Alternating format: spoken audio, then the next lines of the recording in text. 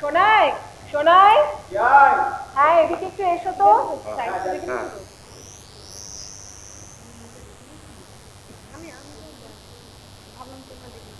হ্যাঁ বলুন।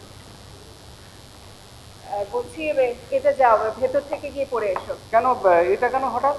যাও না, যাও না। না না, ব্যাপারটা বলতে হয়তো হঠাৎ করে আজকে কেন প্রশ্ন করছো কেন? যাও না গো তুমি। তুমি একবার পড়ে এসো, তারপর আমরা বলছি। যাও যাও, কথা আমি বাড়িও আছি না, তো। যাও তাড়াতাড়ি দেখো যাও। কাণ্ড সব। সত্যি। ঠিক আছে। এই রিয়া, হ্যাঁ তুই আবার এখানে দেরি করছিস কেন? ওকে নিয়ে আয়, করতে হবে তো। আমি এদিকটা বুঝিনি, বুঝলে? সব রেডি আছে।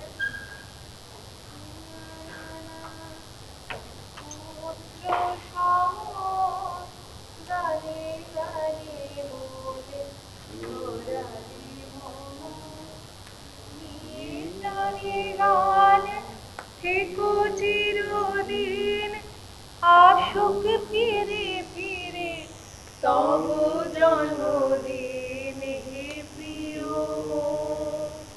পুত্র সম গানে গানে মন ভরালে মম নিয়ে প্রাণে। এসে পড়েছি। Happy birthday to you. Happy birthday to you. Happy Thank you, thank you, thank you, thank you. Sonai. হ্যাঁ ঠিক আছে ঠিক আছে। আরে ঠিক আছে, থাক থাক।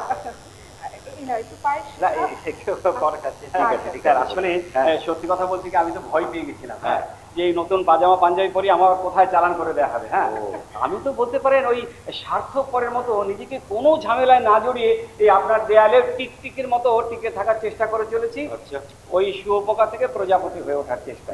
তো সেখান থেকে হঠাৎ যদি অন্য কোথাও চালান করে দেন তাহলে তো জীবনই বিপন্ন। ও বাবা, এই রিয়া, এ তো দেখছি বড় বড় কথা বলছে, বুঝলি? এই থাক থাক। এই শোনো, তুমি আজকে আমাদের কলেজের অনুষ্ঠানে অসাধারণ গান গাইলে। আচ্ছা শোনাই, তুমি কি ছোটবেলা থেকে গান শিখতে? না না, ওই মা আমাকে গান শেখানোর চেষ্টা করতো, কিন্তু ওই যে ছড়াটা শুনিয়ে মা আমাকে ঘুম পাড়ানোর চেষ্টা করতো, ওটা বলিয়ে আমি পালিয়ে যেতাম। কিরকম ছড়া গো? ওই যে একটা ছড়া ছিল না, ওই যে আদিম কালের চাঁদিম হিম তোড়ায় বাঁধা ঘোড়ার ডিম ঘুমিয়ে এলো ঘুমের ঘোর গানের পালা সঙ্গ মোর, এই বলিয়ে আমি পালিয়ে যেতাম। কিন্তু গান না শিখলেও তুমি মঞ্চে এত ভালো গাইলে, আমরা তো একদম অবাক হয়ে গেছি। আর ওই যখন ঘোষণাটা শুনলাম যে ইয়া তোমার গানের সঙ্গে নাচ করবে, আমাদের এত আনন্দ হলো। তবে কি আমাদেরই কেমন যেন ভয়ে বুক দুরু করছিল। আচ্ছা তোমার ভয় করছিল না? না না, যে নাম করা গাইয়ে নয় তার তো কোনো ভয় নেই। আচ্ছা, কোনো শিশু তার ওই মায়ের সামনে স্নান করতে কখনো লজ্জা পায়? ওই কলেজ তো আমার চিরপরিচিত, আমার মায়ের মতো। হ্যাঁ ঠিক ঠিক ঠিক, তুমি ঠিক কথা বলেছো। তবে শোনাই, তুমি আজকে হিয়াকে দিয়ে যে আমাদের কলেজ অনুষ্ঠানে নাচ করালে না, তা আমি দেখে অভিভূত, তাও আবার এত লোকের সামনে, তাই না? সত্যি কথা বলতে আমি ওকে কিছুই শেখাইনি, ও নিজেই তো সব জানে। দেখো আমরাও কিন্তু ছোটবেলায় ওকে কিছুই শেখাইনি তেমন ভাবে। তবে কি ওর মধ্যে একটা ব্যাপার ছিল, ওর না খুব আগ্রহ ছিল, মানে যে কোনো জিনিস দেখলেই না ও তুলে নেওয়ার চেষ্টা করতো, নাচ গান। হ্যাঁ ঠিকই তো, না না ঠিকই তো। হ্যাঁ, নাচ গান এসব ছিল নদীর মতো। আমার স্যার বলতেন, যার অপুরাণ স্রোতধারা আছে, যাকে আপন বেগে বয়ে যেতে দেওয়া হয়, সেই একমাত্র সাগরে পৌঁছবে।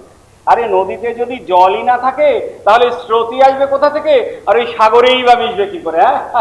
এই এতক্ষণ তোমার অনেক বড় বড় কথা শুনেছি, বুঝলে? এবার আসল কথায় আসা যাক। এই হিমানি, তুমি বলো না ওকে। আরে তুমি বলো না। ও আমাকেই বলতে হবে? হ্যাঁ ঠিক আছে, বলছি। শোনো শোনাই, তোমার সঙ্গে হিয়ার সম্পর্কের কথা আমি অনেক আগেই শুনেছি। তখন অখুশি হলেও বর্তমানে আমি খুশি হয়েছি। তাছাড়া বাইরের হোস্টেলের খাবার খেয়ে খেয়ে তোমার পেটের 12টা বাজছিল, মেয়ের ঘ্যানঘ্যানানিতে তাও জেনেছি। তাই তোমাকে এই বাড়িতে পেইং গেস্ট হিসেবে রাখতে রাজি হয়েছি, বুঝলে? পেইং গেস্ট মানে? তোমার হবু জামাই শর্ত দিয়েছিলেন যে টাকা না নিলে তিনি এই বাড়িতে থাকবেন না। ইয়া যখন কাঁদতে কাঁদতে এসে আমায় এই কথা বললো, তখন আমি বললাম ঠিক আছে, ভদ্রলোকের যখন এতই আত্মসম্মান, তাহলে বলো প্রতি মাসে আমার অ্যাকাউন্টে 1 টাকার একটা চেক কেটে দিতে বলো। তাছাড়া একথাও আমার কানে এসেছে যে আগে ডাক্তারির ইন্টারভেলে প্রেমটা হতো, এখন প্রেমের ইন্টারভেলে ডাক্তারিটা হচ্ছে। তাই এইভাবে আমি দুটো জীবন তো নষ্ট হতে দিতে পারি না। আমার কথা শেষ, বাকিটা তুমি বলো। আমি নিচে গাড়িতে তোমার জন্য ওয়েট করছি, তাড়াতাড়ি চলে এসো। তুমি কোথায় যাচ্ছ? গাড়িতে ওয়েট করছো মানে? হ্যাঁ, আজ এখানকার পার্টির লোকাল কমিটির এক নেতার মেয়ের বিয়ে রিসেপশন, ওখানে অ্যাটেন্ড না করলে এখানে টিকে থাকতে পারবে মা? ওই প্রেজেন্টেশন দিয়েই আমরা তাড়াতাড়ি বাড়িতে ফিরে আসবো। এই হিমানি, তুমি দেরি করো না, তাড়াতাড়ি চলে এসো। তুমি যাও, আমি আসছি। তাহলে একটা কাজ কর না, এটা রাখ, তুই একটু ভেতরে যা, আমি ওর সাথে কয়েকটা জরুরি কথা বলে তারপরে আমি আবার আসছি। ঠিক আছে।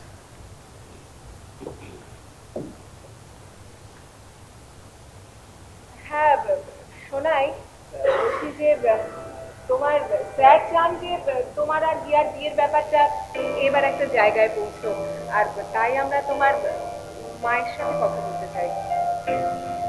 হ্যাঁ মানে বিয়ের ব্যাপার তো, তবে আমরা কিন্তু আর ওই ফোনে কথা বলবো না, আমরা চাই উনি আসুন এখানে, সামনাসামনি সব কথা হয়ে যাক। জানি উনি খুবই নামকরা ব্যস্ত মানুষ, কিন্তু তবু। আর তাছাড়া তোমার মুখে তোমার দাদুর গল্প শুনেছি বহুবার, তুমি বরং তার সঙ্গে যোগাযোগ করার চেষ্টা করো। কিন্তু দাদুর ঠিকানা তো আমি জানি না। তোমার মায়ের সাথে কথা বলো। ইয়ার কাছে জানতে পারলাম তোমার মা তোমার ফরেন ডিগ্রির জন্য তোমাকে আমেরিকায় নিয়ে যেতে চান, আর ওখানে তুমি সেটেল করো, সেটা উনি চান। যেটা আমরা চাই না, আমরা চাই আমাদের সন্তান আমাদের কাছেই থাকুক। না না, এই বাড়িতেই থাকতে হবে সেটা বলছি না, তোমাদের পছন্দ মতো কোথাও একটা থাকতেই পারো, মানে অর্থ নয়, সাহচর্য, মানে শুধুমাত্র সাহচর্যটুকুই পেতে চাই। হ্যাঁ, আমি তো এখানেই থাকবো, আমি তো ইউএসএ যাবো না। কিন্তু তোমার মা সেটা চান না। আমি আমার মাকে মানি না, আমার শৈশব আমার কৈশোরকে ধ্বংস করেছে আমার মা। কিন্তু তিনি তোমার মা। আমি পরজীবী, পরাশ্রয়ী হয়ে বেঁচে থেকেছি, আমি বঞ্চিত হয়েছি মাতৃস্নেহ থেকে। আমি আমার মাকে ঘেন্না করি, ঘেন্না ঘেন্না ঘেন্না করি আমার মাকে। তবুও তিনি তোমার মা। আচ্ছা আচ্ছা, আপনি বলুন তো, জন্ম দিলেই শুধু মা হওয়া যায়? আরে জন্ম না দিলেও মা হওয়া যায়। এই তো আমি তো তোমার মানে না, মানে আমি এই দেখো না, আমি মানে এই যে তোমাকে তোমাকে তো আমি জন্ম দিইনি বলো, কিন্তু তবুও দেখো মন কোন অজানা অধিকারে তোমাকে ছাড়তে চায় না। আসলে সব মেয়েরাই মা হতে চায়, আবার কোনো মাই মায়ের অধিকার থেকে ছাড়তে চায় না। তাই আমরা তোমার মায়ের সাথেই কথা বলতে চাইছিলাম, ব্যাস এইটুকুই বলার ছিল, আর কিছুই না। আমি হিয়াকে ডাকি। হিয়া, হিয়া, শোন, হ্যাঁ শোন, আমরা বেরিয়ে যাচ্ছি। হ্যাঁ, তোরা একটা কাজ করিস, ওই যোগেন্দ্রকে বলে রাতের খাবারটা সময় মতন খেয়ে নিস। হ্যাঁ, আমাদের জন্য কিন্তু অপেক্ষা করিস না, আমরা চলি। হ্যাঁ শোনাই, খেয়ে নিন, চলি। হ্যাঁ, আসছি। হ্যাঁ,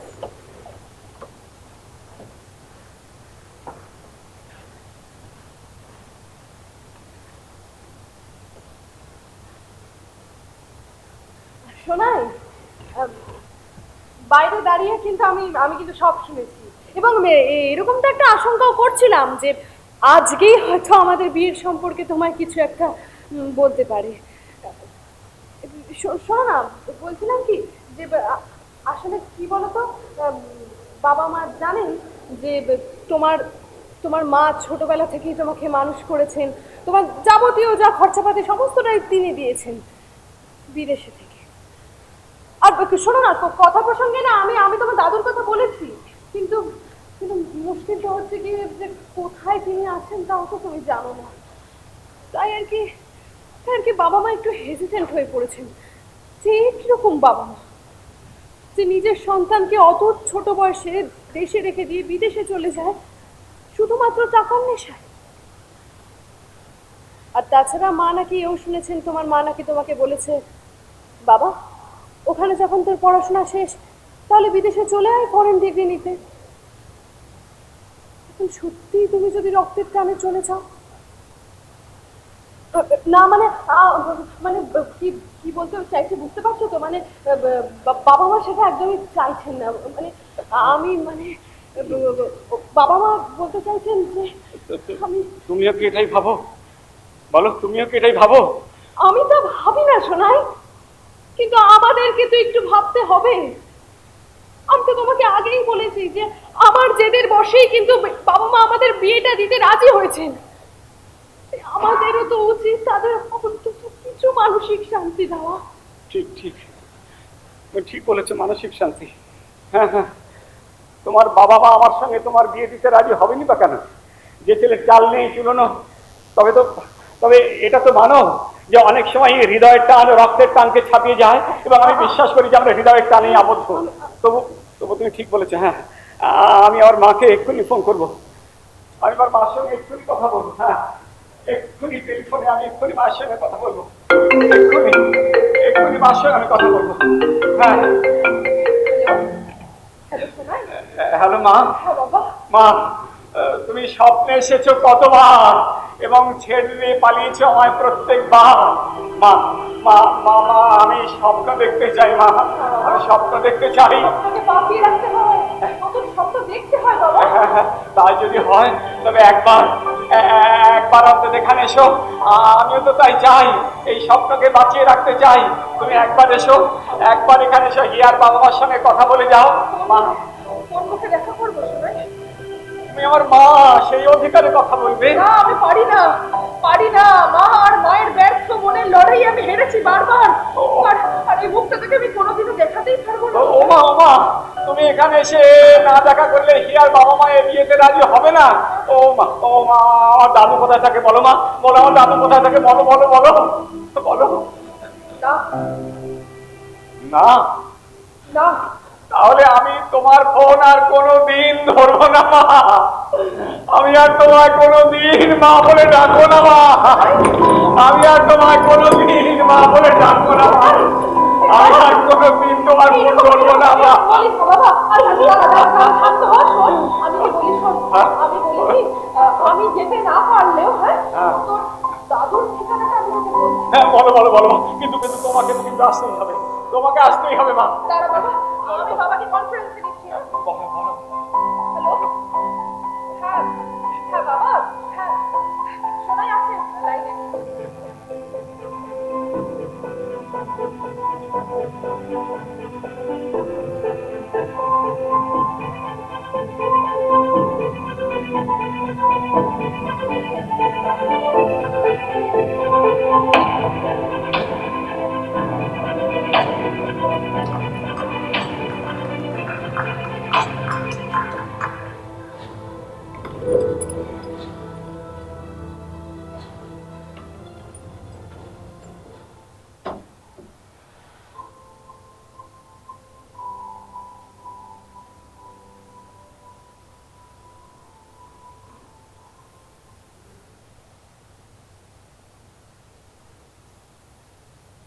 রিয়া, রিয়া, আজকে কাগজে এই ফর্ম পেজটা দেখেছো?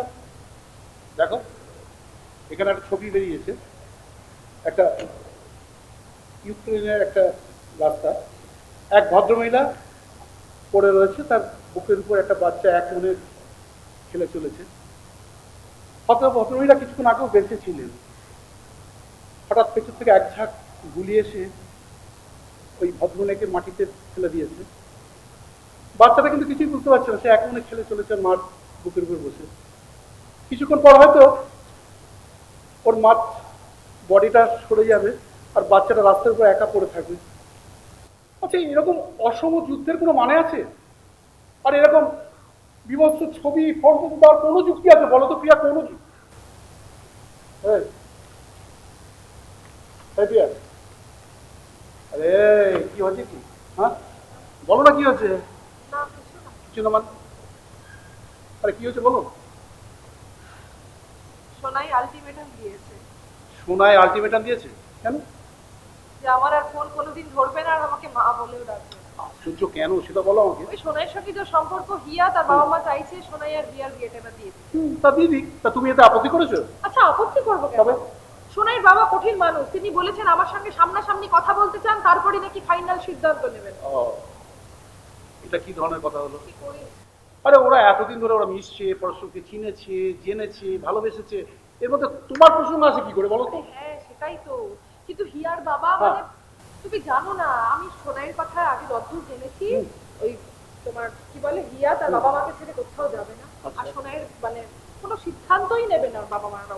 বাহ বাহ, কি চমৎকার কথাবার্তা। এইসব কথা ভালো লাগে বলো তো। কি এই ভালোবাসাবাসি করে এইগুলো কি করি বলো তো? কি করবে?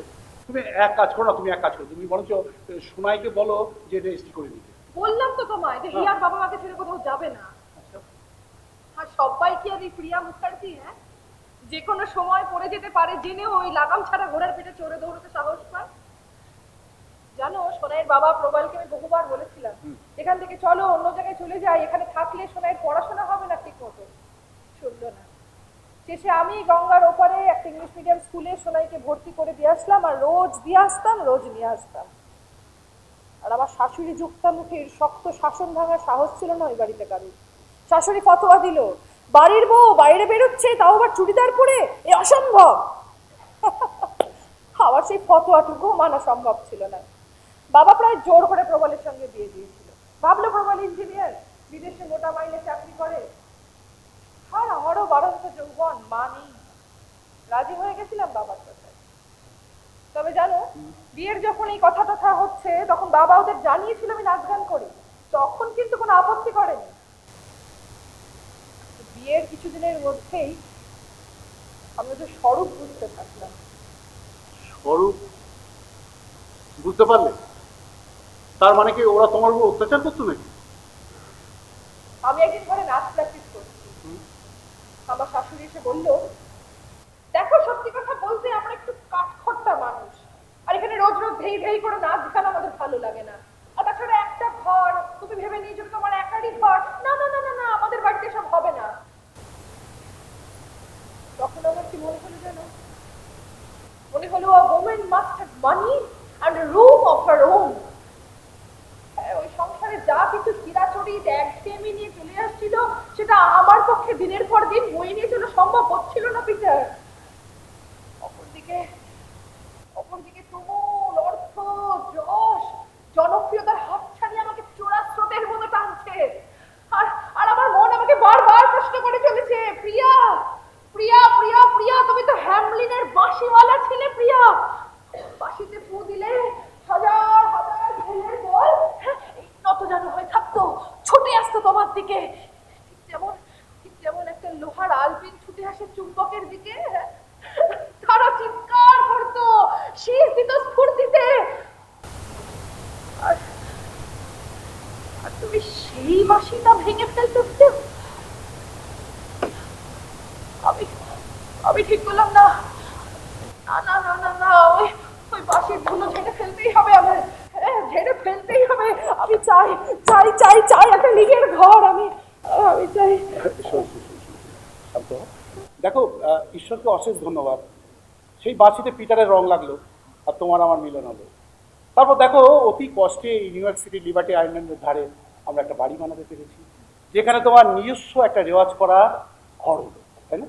আর দেখো, কাকতালি হলো সত্যি। আমার সাথে এসো, এদিকে এসো। এই জানলা দিয়ে তুমি রোজ রোজ লিবার্টি আইল্যান্ডকে দেখতে পাও, স্ট্যাচু অফ লিবার্টিকে দেখতে পাও, আর রোজ রোজ স্বাধীন হও। তোমার প্রাক্তন স্বামী আর শাশুড়িকে উপযুক্ত জবাব দিতে পেরেছি বলো?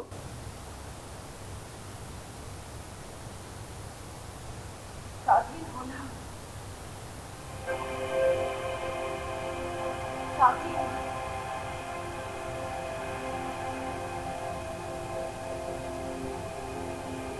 কিন্তু আজ দেশের সেই স্বাধীনতাটাই কষ্ট দেয় প্রতীক্ষা। আজ তোমার অপুরাণ সময়।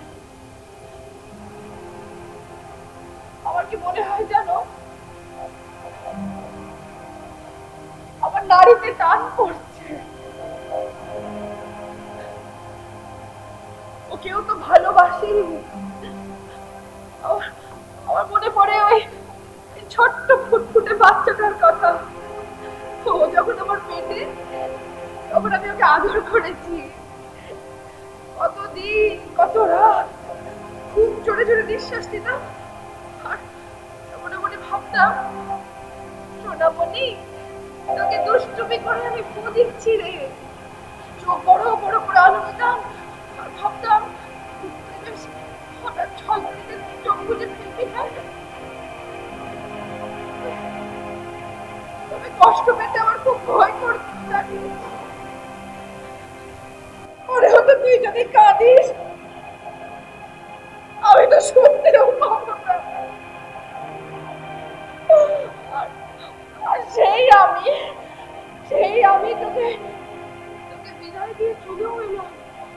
হ্যাঁ, আমার ওই অর্থ, যশ, খ্যাতি আর ওই জনপ্রিয়তার টানে। কিন্তু পিতা মনে হয় যেন ওই শক্ত বর্ষার ফলাটা আমার বুকের গভীরে আঘাত করছে। ওই ফলাটা কঠিন মনে টেনে বার করে দিল। রক্তপাত থামে কই, রক্তপাত থামে কই পিতা।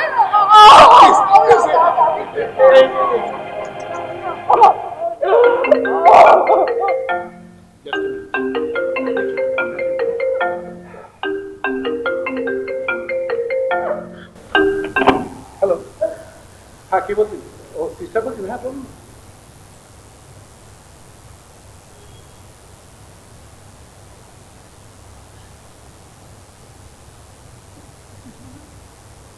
আমার আমার হাত হাত নেই।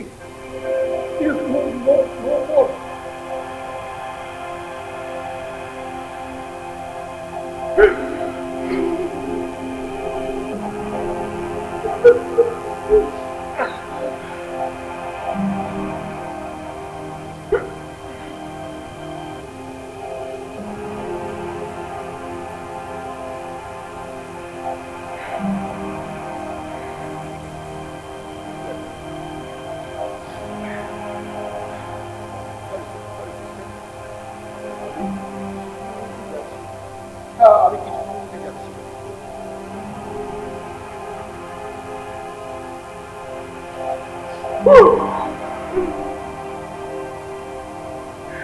প্রিয়া, কি হয়েছে? প্রিয়া, এরকম কেন করছো? প্রিয়া, কি হয়েছে? প্রিয়া, আমার আমার আমার আমার আমার হামসা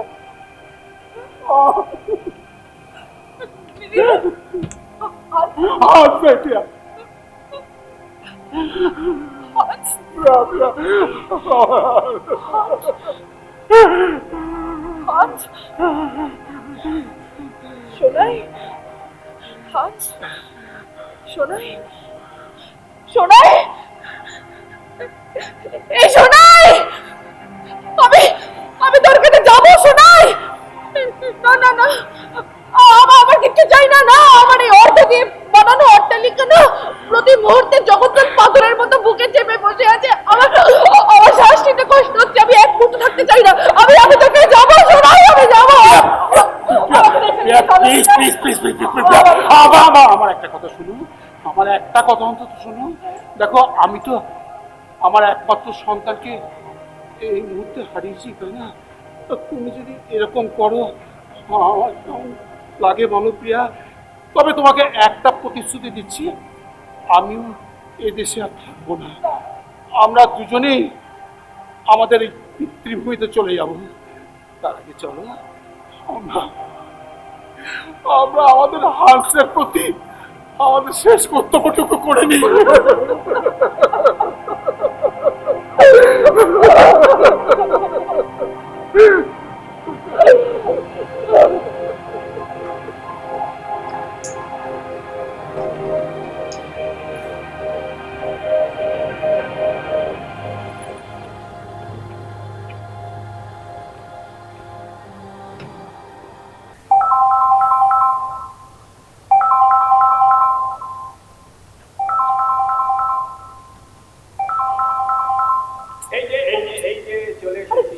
নিখিল বলো তো, তুমি তুমি ফোনটা রিসিভ করছো না কেন? হ্যাঁ হ্যাঁ, ওদিকে বললে যে তোমার নাকি 4টার সময় ট্রেন, এদিকে মা বাবা দাদু সবাই তোমার জন্য ওয়েট করছে।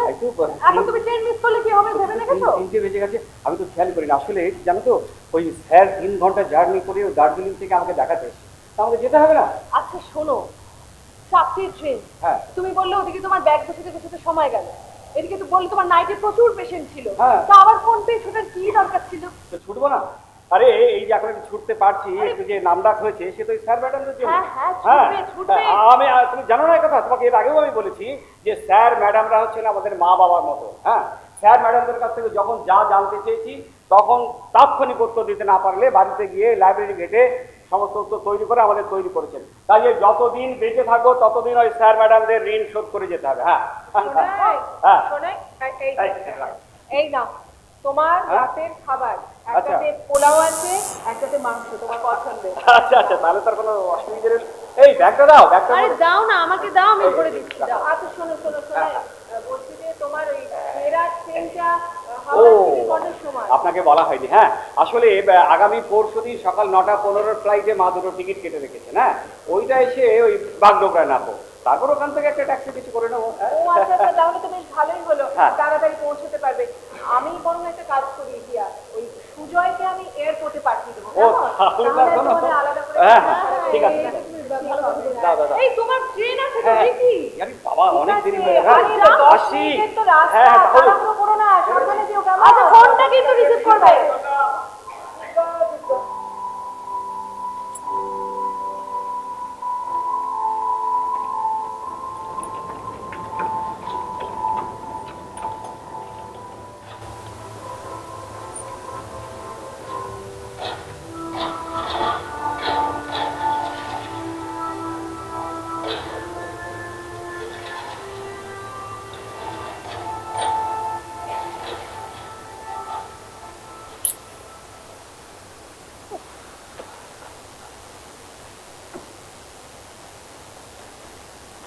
ও, এই তো বাবা, কটা বাজে বলো তো?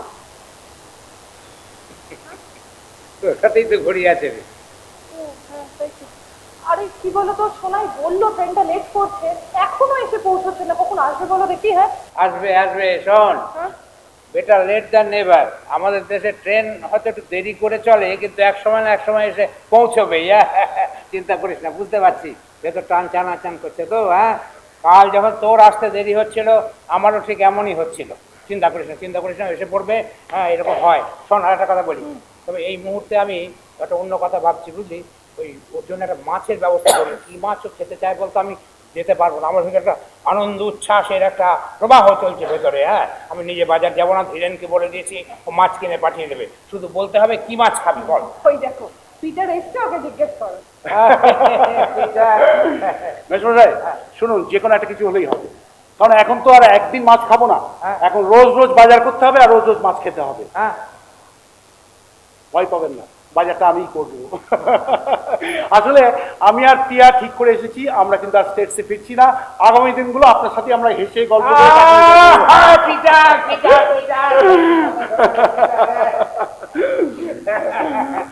শোনো, আমি যার পর নাই খুশি হয়েছি, খুশি হয়েছি। এটা আমার ভাবনার অতীত ছিল। শোনো, আজকে আমি এই মুহূর্তে তোমার কথা ভাবছি না, বুঝলে? একদম না। আমি ওই আমাদের সোনায় আমি ওই ইলিশ মাছের অর্ডার একদম, একদম, একদম। ছোটবেলায় ছোট ছোট হাত দিয়ে ইলিশ মাছের কাঁটা বেঁধে বেঁধে আমি অর্ডার দিয়েছি বলি। এই প্রিয়া শুনুন, বলছি কি, আমি এক কাজ করি, আমি মঞ্চ মেশমশাইয়ের জন্য 1 ফ্লাক্স গরম চা নিয়ে আসি। আচ্ছা কারণ উনি তো জানে না যে এই সময় যে চায়ের নেশাটা চেপে ধরে, একমাত্র আমি জানি। কি করে জানলাম তোমার কাছে দিচ্ছি, আমি সেই জন্য নিয়ে আসছি ওকে একটা চমক দেওয়ার জন্য। কেমন? হ্যাঁ, দেখো কোথায় আছে ওখানে। ওই তো দেখা, ওই তো ফার্স্ট দেখা যায়। আমি নিয়ে আসছি, যাবো আর আসবো। হ্যাঁ,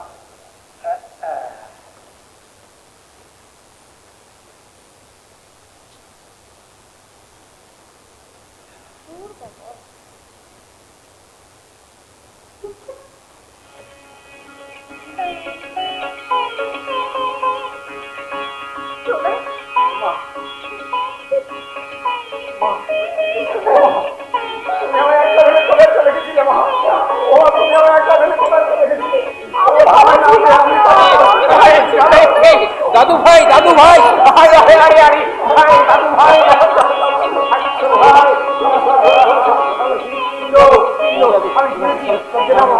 বাবু তুই এখন বড় ডাক্তার হয়েছিস, সারা রাত থেকে রোগীরা হাসপাতালে দাঁড়িয়ে থাকে তোর জন্য, আমার গর্বে একেবারে উঠে যায়। কিন্তু এই সময় এত উত্তেজনা ভালো নয়। তুমি বসো, বসো। কি বলছিস তুই? উত্তেজনা হবে না? একটা হারিয়ে যাওয়া সোনার মোহর পেলে আনন্দে লোকে হার্ট ফেল করে যায়, আর আমি তো হৃৎপিণ্ডটাকে পেয়েছি রে। দেখ কত সেই পুরনো ঝাপসা স্মৃতিগুলো আমার চোখের সামনে ভেসে উঠছে, আমি সব দেখতে পাচ্ছি, আমি স্পর্শ করতে পারছি। আমি আগেও তো মনে করতে পারি দাদু, হ্যাঁ সেই রাতের আকাশে তুমি আমাকে চাঁদ দেখিয়েছো, তারা দেখিয়েছো, এমনকি ওই রাতে এই জোনাকি পোকা দেখিয়ে বলেছো, জানিস দেবতা ভাই এই জোনাকি পোকাগুলোর মধ্যে লুসিফার ভালো দেখা তুমি বলেছো। বলো এই সময় তোমার এই কাঁধে পিঠে চড়ে কত অত্যাচার করেছি। বড় মধুর ছিল সে অত্যাচার, বড় মধুর ছিল, ও মধুর। কে গো বাবা? ওই কোথায় ধীরেনের ছেলের গলা মনে হচ্ছে। আচ্ছা তোমরা ভেতরে যাও, আমি ওর সাথে বিদায় করে তারপরে কথা বলছি। শোনা, চল চল ভেতরে চল। খেয়ে উঠেছিল, আমাকে দিয়ে দিয়েছিল টিফিন, কিন্তু আমি কিন্তু তোমার হাতের রান্না খেতে চাই আজকে। না না না, আমি কিছুতেই তোমার যাবো না। এসো এসো এসো আকাশ। এই যে বাবাকে ফোন করে আপনি মাছ আনতে বলেছিলেন, বাবা ইলিশ মাছ কিনে নিজে দিতে আসছিল। আমি বললাম এই গরমে গিয়ে কোনো লাভ নেই, তুমি বসো, আমি জেঠু বাড়িতে দিয়ে আসি। খুব ভালো করবে, খুব ভালো করবে, খুব ভালো। হ্যাঁ শুনলাম যে পেঁয়াজ নিয়ে এসেছে। হ্যাঁ এসেছে, তবে ওর সঙ্গে এখন দেখা হবে না। ওর পরিশ্রান্ত, ওর জেট ল্যাগ এখনো কাটেনি, ও বিশ্রাম নিচ্ছে, ঘুমোচ্ছে, এখন দেখা হবে না, পরে হবে। আর এই প্রসঙ্গে একটা কথা বলে দিই, শোনো, প্রিয়ার সঙ্গে যদি কখনো কথা বলো, তোমার মেয়ের বিদেশ যাওয়ার ব্যাপারে কিন্তু কোনো কথা বলবে না, এটা স্পষ্ট করে বলে দিলাম।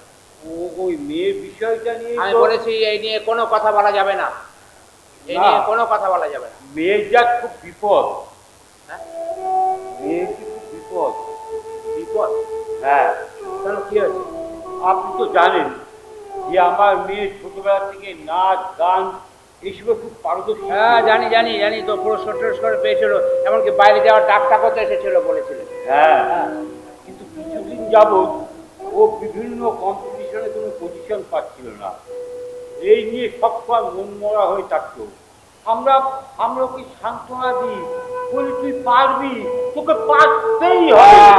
পারতেই হবে, হ্যাঁ পারতেই হবে। এই যে বলো না সর্বনাশটি ওখানে করে দাও।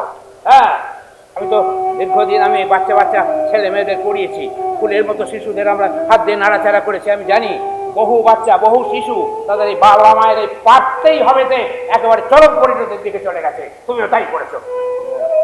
আবার ক্ষেত্রেও তাই হয়েছে, ও বিভিন্ন কম্পিটিশন নাম দিলে অনেকে নাম তুলে নিত, পুরস্কার পাবে না ঠিক বলে, কিন্তু আমার মেয়ের পুরস্কার ছিল বাধা। কিন্তু কিছুদিন যাবত ওর কেমন পারফরমেন্স ডাউন হতে থাকে।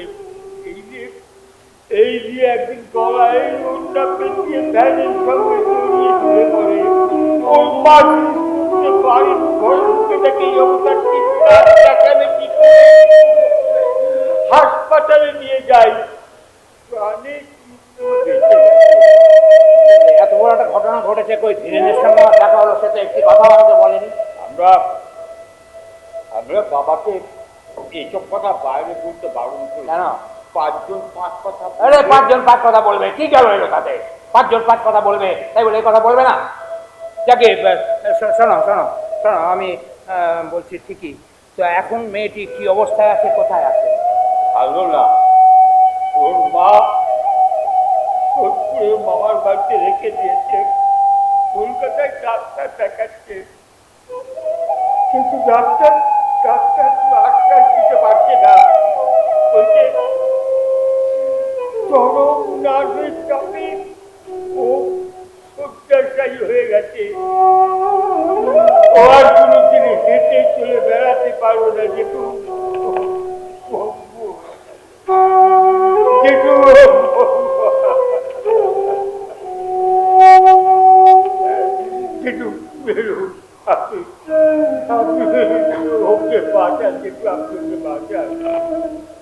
বাঁচাতে তো হবে, কিন্তু আমি কি করে বাঁচাবো? আমি কি করে বাঁচাবো? শুনেছি আমেরিকার চিকিৎসা ব্যবস্থা খুব উন্নত, তাই প্রিয়াদিকে বলে যদি কিছু ব্যবস্থা করা যায়। হ্যাঁ, আমেরিকায় চিকিৎসা ব্যবস্থা উন্নত ঠিকই, কিন্তু ওখানে চিকিৎসাটা আমি যতদূর জেনেছি মেয়ের কাছে হাইলি এক্সপেন্সিভ। ইন্স্যুরেন্স আগে থেকে করা না থাকলেও সব হয় না। হ্যাঁ, অনেকে দেশ থেকে যায় ওখানে চিকিৎসা করাতে ঠিকই, কিন্তু তারা বেশিরভাগই হচ্ছে নেতা মন্ত্রীরা যায়। তোমার আমার দেওয়া ট্যাক্সের টাকায় যায়, অথবা যায় কিছু বড় বড় ঋণ খেলাপিরা। সাধারণ লোকে খুবই কম যায় সেখানে। যাই হোক, তবু এই ব্যাপারটা নিয়ে তুমি প্রিয়ার সঙ্গে কথা বলতেই পারো, নিশ্চয়ই বলতে পারো। তবে আজকে নয়, আজকে বিশ্রাম নিচ্ছে, কালকে ও নর্থ বেঙ্গল যাওয়ার কথা আছে। পরশু দিন বা তার পরের দিন ফিরবে। ফিরে আসলে তুমি তার সাথে কথা বলতে পারো, নিশ্চয়ই বলতে পারো, এই বিষয়ে কথা বলতে পারো। ঠিক আছে, আমি যাই। মেসমশাই, মেসমশাই, এই যে এসে গেছি। এই হচ্ছে আপনার 1 ফ্লাস্ক গরম চা। চা? চা। হঠাৎ চা? কেন চা আনলাম এটা দেখে আপনি অবাক হচ্ছেন তো? হ্যাঁ, আসলে এই সময় যে আপনার ওই চায়ের নেশাটা জাগিয়ে ওঠে এটা আমি শুনে দিয়েছি প্রিয়ার কাছ থেকে স্টেজে থাকতে গিয়ে। জাকিয়ে মেসমশাই শুনুন, আমি একটা জিনিস ঠিক করেছি, সেটা হচ্ছে আমি কিন্তু কালকে নর্থ বেঙ্গল যাচ্ছি না। যাচ্ছ না? না যাচ্ছি। কেন? আচ্ছা কেন যাবো বলুন? আমি শুনেছি ওখানকার ওই সোনায়ের ভাবি শ্বশুর শাশুড়ি সোনাই মাকেই শুধু ইনভাইট করেছে ওখানে যাওয়ার জন্য। ওখানে আমি অবাঞ্ছিত মতো যাবো কেন বলুন? আমার কি যাওয়া উচিত? না না, তাই ঠিক করেছি যাবো না। তার পরিপ্রেক্ষিতে আমি কিছু কিছু জিনিস ঠিক করেছি, দেখুন আপনি একমত হন কিনা। যেটা হচ্ছে একদিন আমরা দুজন একসাথে থাকছি, একসাথে থাকবো। খুব সকাল সকাল ঘুম থেকে উঠবো, হ্যাঁ, উঠে আমরা মর্নিং ওয়াকে বেরোবো। যাবো। সঙ্গে থাকবে কি? বাজারের ব্যাগ। ব্যাগ। আমরা ব্যাগ দোলাতে মর্নিং ওয়াক করবো আর গল্প করতে করতে যাবো, গল্প থামাবো না। হ্যাঁ, তারপর কিছু দূর গিয়ে আবার ব্যাগ দোলাতে দোলাতে ফিরে বাজারে ঢুকবো, গল্প কিন্তু থামবে না, চলবে। এবার বাজারে গিয়ে আমি তো মাছ ভালো চিনি না, আপনি আমাকে মাছ চিনিয়ে দেবেন, আমি টপার টপ ব্যাগের মধ্যে তুলবো, উল্লেখ থাকে যে টাকাটা আমি দেবো, ভয় পাবেন না। তারপর আবার গল্প করতে করতে আমরা আবার বাড়িতে চলে আসবো, গল্প কিন্তু থামবে না, গল্প কিন্তু থামবে না। তারপর আপনি ঠিক ওইখানটা বসে থাকবেন, আমি এই রান্নাঘরে এখানে বসে রান্না করবো। হ্যাঁ, ওখানে বসবেন, আমি এখানে, কিন্তু গল্প থামবে না। তারপর দুপুরবেলা সামান্য লাঞ্চ করে আমরা আবার বেরিয়ে পড়বো, গল্প থামবে না। আবার গল্প করতে করতে ফিরে চলে আসবো, চলে এসে সামান্য কিছু আহার করে সন্ধ্যের পর আবার কিছুক্ষণের জন্য বসবো, কিন্তু গল্প থামবে না। তারপর রাত 10টা বাজবে, আমরা দুজনকে দুজন জানাবো হচ্ছে গুড নাইট।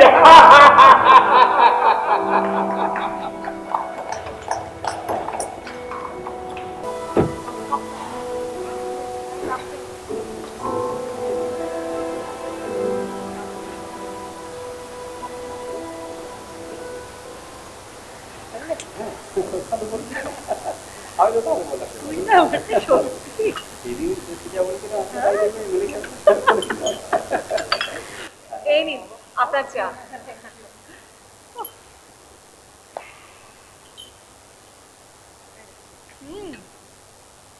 বাহ, আপনাদের চায়ের ফ্লেভারটা তো খুব সুন্দর।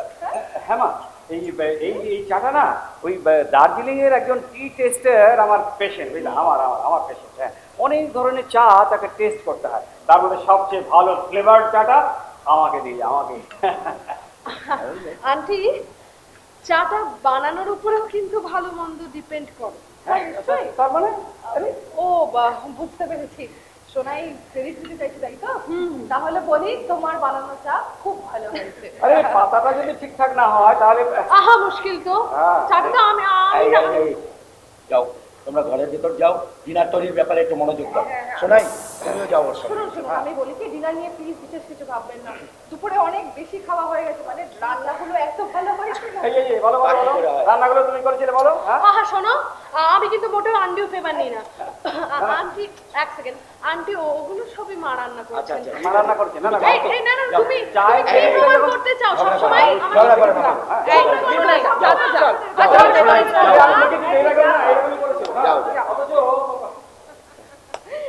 ওরা যা করে না। হ্যাঁ মিসেস মুখার্জি, এবারে মূল প্রসঙ্গে একান্তে একটু আলোচনা সেরে নি। আসলে সম্পর্কে কোনো ফাঁক থাকুক বা কোনো গোপন বিষয় থাকুক, এটা আমরা চাই না। একবার বিশ্বাসে চির ধরলে সে বিশ্বাস ফিরে পাওয়া কঠিন। গোপন বিষয় মানে? হ্যাঁ, কিছু গোপন কথা, গোপন বিষয় আজ আমরা আপনাকে জানাতে চাই। যে কথা আমরা সোনাই বা হিয়া কাউকেই কোনোদিনও জানাইনি, মানে একরকম ভয়েই জানাইনি। সত্যি কথা বলতে আজ আমরা ধর্ম সংকটে। হিয়াকে জানাইনি কারণ ও বড় মানসিক আঘাত পেতে পারে, সোনাইকেও একই কারণ। এমনকি ওদের সম্পর্ক বিচ্ছেদের ভয়েও আমরা কিছু বলতে পারি না। তাই আজ আমরা আপনারই শরণাপন্ন হলাম। অন্তত আপনাকে বলে একটু হালকা হই, কিছুটা স্বস্তি পাই, এই আর কি। তা না হয় বুঝলাম, কিন্তু আপনাদের এত গোপন কথা হঠাৎ আমায় বলবেন না? মানে দেখুন, আপনাদের এত গোপন কথা শোনার মতন তো সম্পর্ক, ঘনিষ্ঠতা কোনোটাই তৈরি হয়নি, তাই। হ্যাঁ, এ কথা তো ঠিকই, কিন্তু আপনি তো সবটাই জানেন যে ওরা দুজনে বিয়ে করতে চলেছে। আর হ্যাঁ, আরে সেই জন্যই তাদেরকে কথা বলতে আসা। আজ বরং এগুলো নিয়ে কথা বলি, বুঝলেন? মানে ধরুন, এই কবে, কোথায়, কখন, ঠিক কিভাবে ওদের বিয়ের আয়োজন করা হবে, এসব নিয়ে কথা হোক। আর এই গোপন কথা পরে কোনো এক সময় হবে। হ্যাঁ, ও বাই দ্য ওয়ে, একটা কথা তো বলিনি, আমরা আর স্টেটসে ফিরছি না, বাবার কাছে পার্মানেন্টলি থেকে যাচ্ছি। ও তাই নাকি? হ্যাঁ। আরে এই তো খুব ভালো কথা। কিন্তু মিসেস মুখার্জি, আমাদের কথাগুলো আপনাকে না বললে যে আমরা মানসিক শান্তি পাবো না। তা আমি তো কিছুতেই বুঝতে পারছি না যে আমার মধ্যে আপনারা কি এমন দেখলেন যে আপনাদের এত গোপন কথা হঠাৎ আমায় শেয়ার করা যায়। কারণ আপনি তো ছেলের মা, তাই তো। হ্যাঁ, তার জন্যই তো আমাদের সব কথা বলতে হবে আপনাকে খুলে। কি বলতে চাইছেন বলুন তো? হ্যাঁ, মানে মানে বলতে চাইছি, বলুন। বলতে চাইছি হিয়া, হ্যাঁ, হিয়া আমাদের পালিত কন্যা।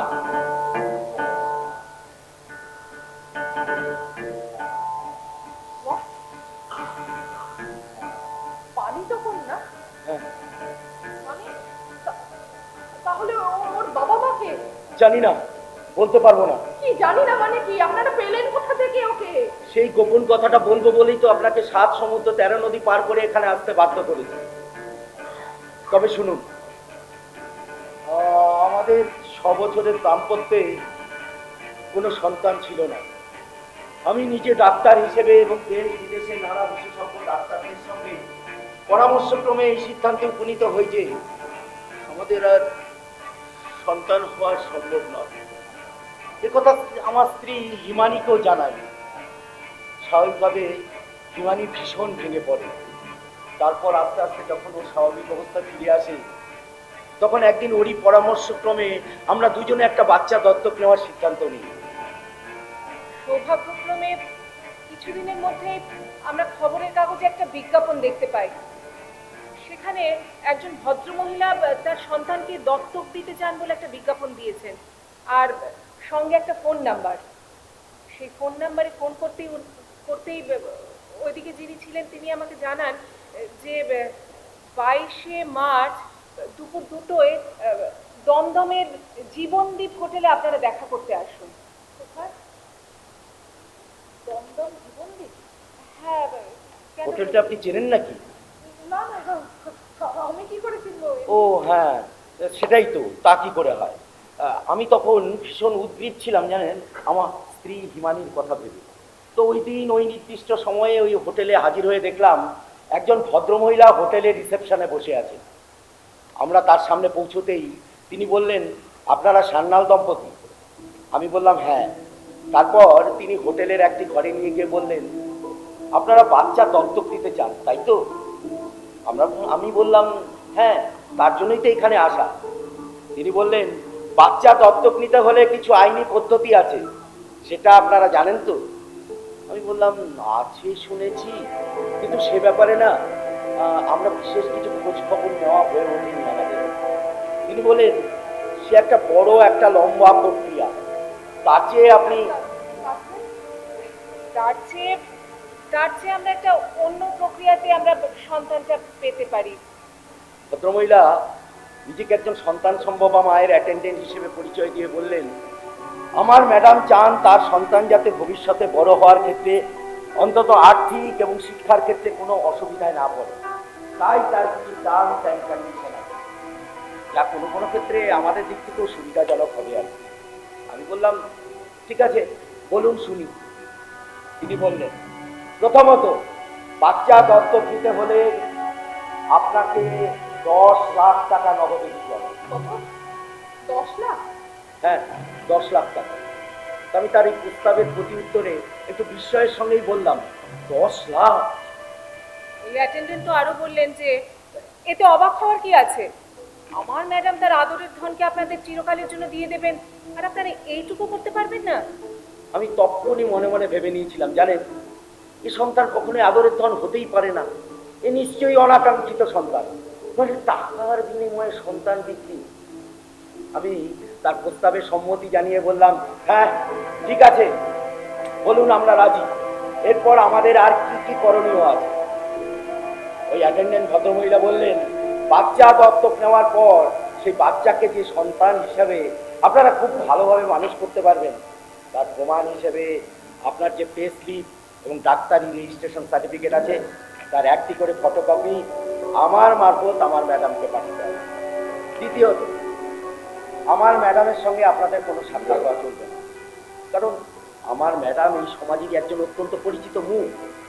যেহেতু বিষয়টা অবৈধ, তাই লিখিত চুক্তিপত্রের কোনো প্রশ্নই ওঠে না। তবে আপনাদের তরফ থেকে আপনারা কোনো একজন ডেপুট করতেই পারেন, যিনি নিয়মিত যোগাযোগ রাখবেন এই বিষয়ে। আর আপনাদের দিক থেকে যে সুবিধাটা হবে ডাক্তার সান্যাল, সেটা হলো আমার ম্যাডামের যখন ডাক্তার দেখানো হবে, ঠিক তখন থেকে প্রেসক্রিপশনে পেশেন্টের নামের জায়গায় আপনার স্ত্রীর নাম এবং পিতার নামের জায়গায় আপনার, মানে ডাক্তার সান্যালের নাম লেখা হবে। পরবর্তী সময়ে নার্সিংহোমেও ঠিক একই প্রক্রিয়া চলতে থাকবে।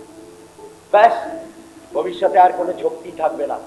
অতি সহজেই আপনাদের কেয়ার অফেই আপনাদের সন্তানের বার্থ সার্টিফিকেট পেয়ে যাবে। জানেন মিসেস মুখার্জি, এই কথা শোনার পর আমরা দুজনে একেবারে আনন্দে আত্মহারা হয়ে গেলাম। আচ্ছা, বলছি, আর কোনো চাওয়া ছিল না?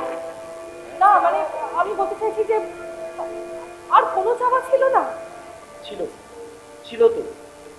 ওই অ্যাটেন্ডেন্ট ভদ্রমহিলা বললেন, আমাদের আরেকটি চাওয়া আছে।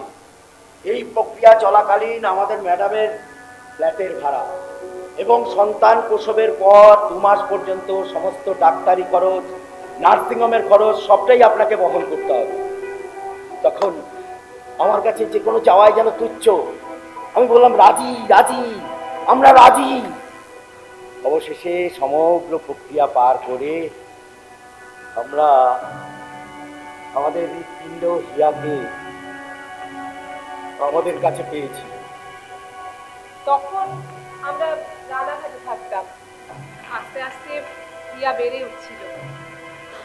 তবে ইয়া বড় হওয়ার সাথে সাথে ও যে আমাদের দত্তক কন্যা, সেটা পাড়ায় একটা কানাকানি হতে শুরু করলো। আমরা আমরা কখনোই চাইনি যে ইয়া এটা জানতে পারুক, মানে এই সত্যিটা জানলে ও যদি খুব কষ্ট পায়, আমরা কখনো চাইনি।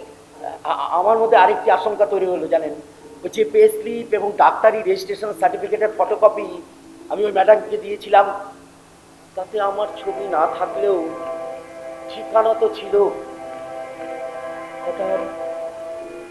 উত্থিত মাতৃত্বের টানে ওই ঠিকানার সন্ধান করে যদি ওই ম্যাডাম আমাদের প্রাণের হিয়াকে ফেরত দিতে চায়, আসলে নারীর টান যে বড় টান। সমস্ত ভয় আশঙ্কা থেকে মুক্তি পাওয়ার জন্য ওই রানাঘাটের বাড়ি বিক্রি করে দিয়ে আজ আমরা এই নর্থ বেঙ্গলে, বলতে পারেন এক প্রকার ট্রান্সফার নিয়েই এই নর্থ বেঙ্গলে ফিরে আসা। তারপর থেকে এখানেই হিয়ার বেড়ে ওঠা। তারপর হঠাৎ একদিন জানতে পারলাম যে সঞ্জয় নামের এক ডাক্তারের সঙ্গে ওর একটা সম্পর্ক গড়ে ওঠে, আর সেই সম্পর্কের পরিণতি ঘটাতেই আজ আমাদের এই সব কথা আপনাকে বলা।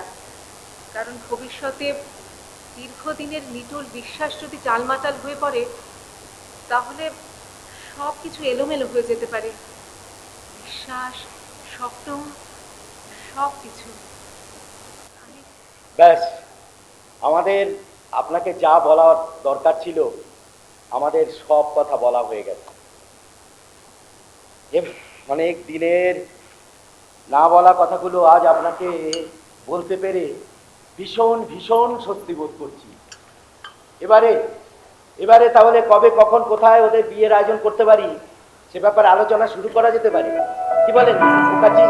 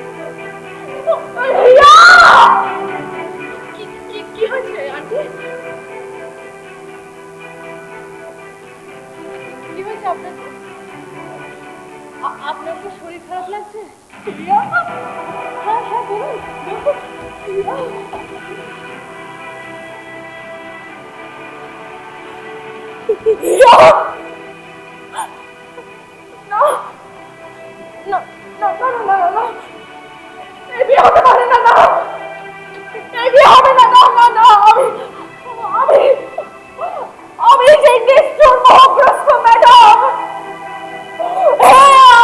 আমি এর মা, এই হতে পারে না। আমার